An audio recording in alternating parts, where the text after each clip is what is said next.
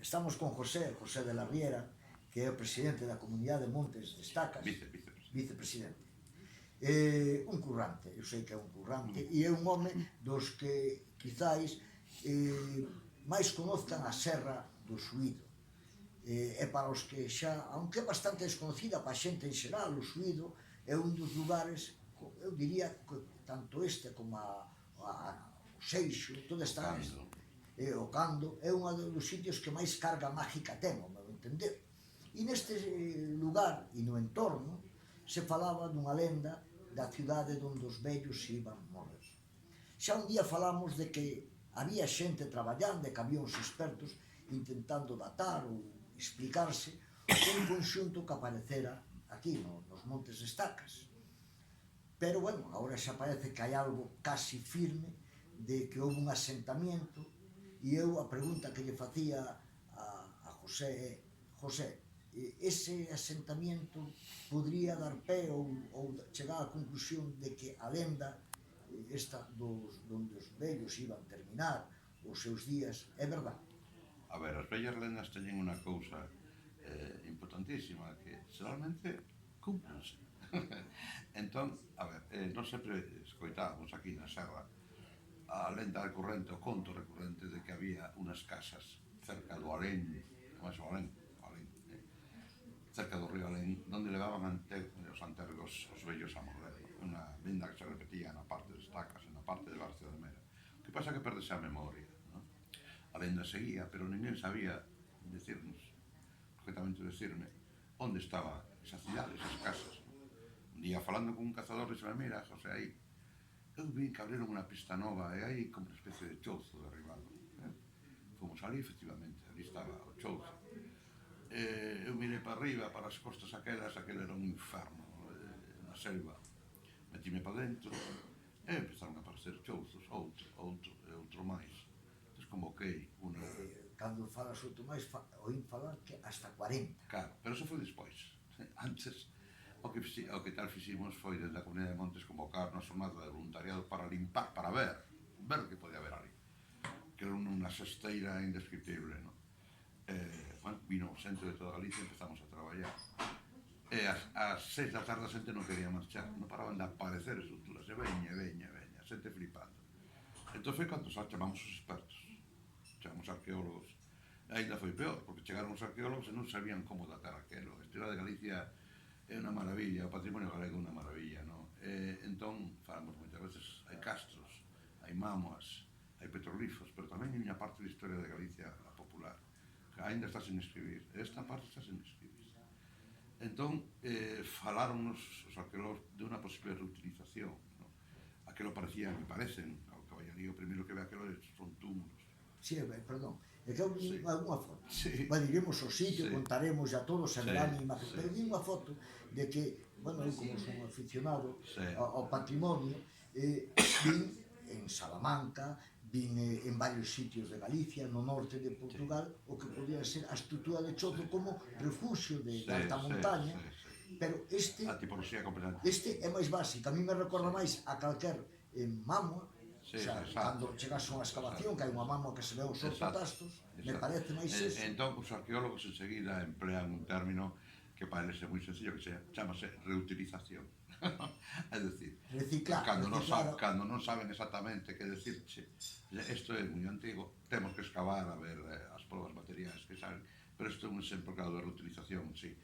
Sin duda foi aproveitado para gando. O que pasa que as portas, as entradas, están todas orientadas hacia o leste, que xa fala de unha cosa tumular.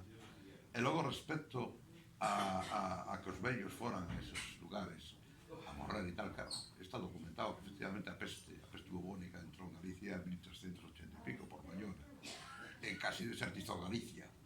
Entón, sí, está documentado que levaban os vellos a morrer en montes, a lugares como este. Sí, onde para evitar a infección ou a callar o mal. Entón, que ocorre? Pois que as vellas lendas teñen unha base real increíble.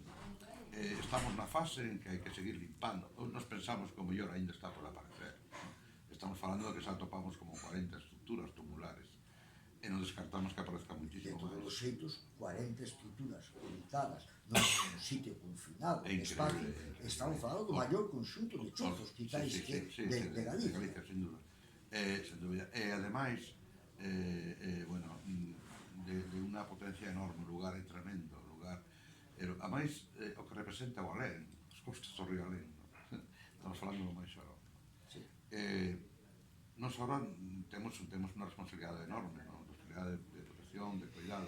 Xa así lo inventariado por patrimonio, por fin, o lugar. Agora esperanos tempos de moito traballo. Bueno, e agora podemos invitar, porque creo que é aberto ao público, podemos invitar o día 11 de xaneiro a que se acerquen as tacas e aí conocer un pouco a historia de... Exacto.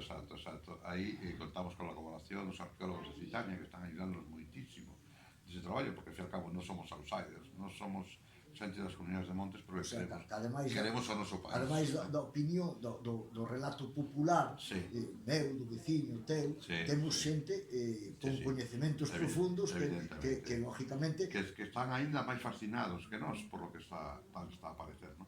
Ademais, é curiosísimo, porque o consulto temos moi perto dela, a 2 kilómetros ou menos, o famoso Foso dos Lobos do Chamunduriña, que é o único foso dos lobos doble que temos, non?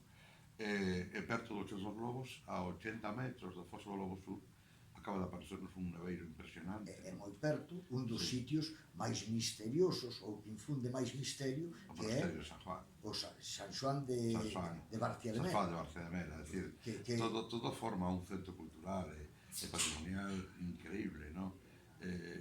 Galicia é un pozo inabarcable.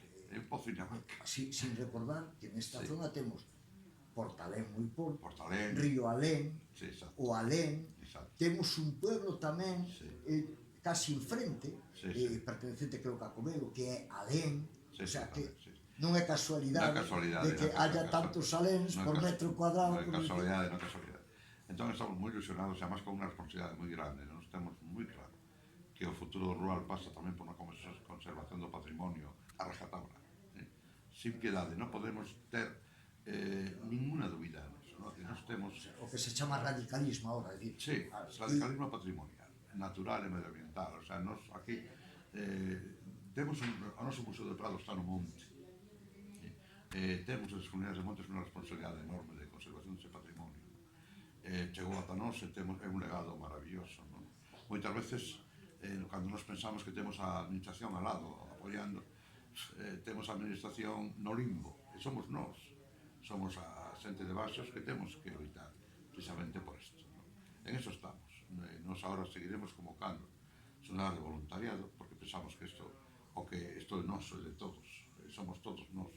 A administración chegan logo, pero nós temos que facer primeiro o traballo. Bueno, pois nos vemos o día 11. Vémonos o día 11. Gravaremos algo, como xa escoitamos a voz popular e a pasión do noso, da nosa cultura. Ademais, falaremos tamén con algún arqueólogo que nos dé a parte, ao mellor, por dicirme, máis racional, non? Porque... Non, ainda están máis apasionados que nós co tema, porque están sorprendidos con... É dicir, esta é unha aportación maravillosa, pero para eles tamén porque é un sector, o sector da base popular, do que foi a vida do povo galego, en épocas insondables, en épocas dos suevos. Ou como di as aldeas, na época dos mouros. A época dos mouros. Aunque tamén os pobres suevos calles todo. Cando non saben que facer con unha cosa pequena, o tempo dos suevos. É que os galegos, cando non saben que facer, dicen que dan voltas. E os arqueólogos, cando algo se escapa, o xen vai a país a cousa do suevo. Son bastante. A nós, a verdade, que están a axudarnos moitísimo, non? Porque, de alguna maneira, o noso conocimiento chega a un punto, non? Nos temos a intuición de que estamos ante algo importante, pero son eles que teñen que confirmar o grado de importancia e, sobre todo, o grado de profesionalidade con que hai que traballar. Bueno, pois, espero que disfruta a xente que nos sigue. No perfil de José de la Riera podedes ver máis cousas a detalle, e o día 11, pois, xa vos emplazamos porque vamos a entrevistar xa a parte racional, entonces, do descubrimento que é algún dos arqueólogos. Non somos os irracionais, os heroicos. Non, somos os que nos mova a pasión, se supón que os outros son... Claro que sí. Unha oferta. Claro que sí. Gracias.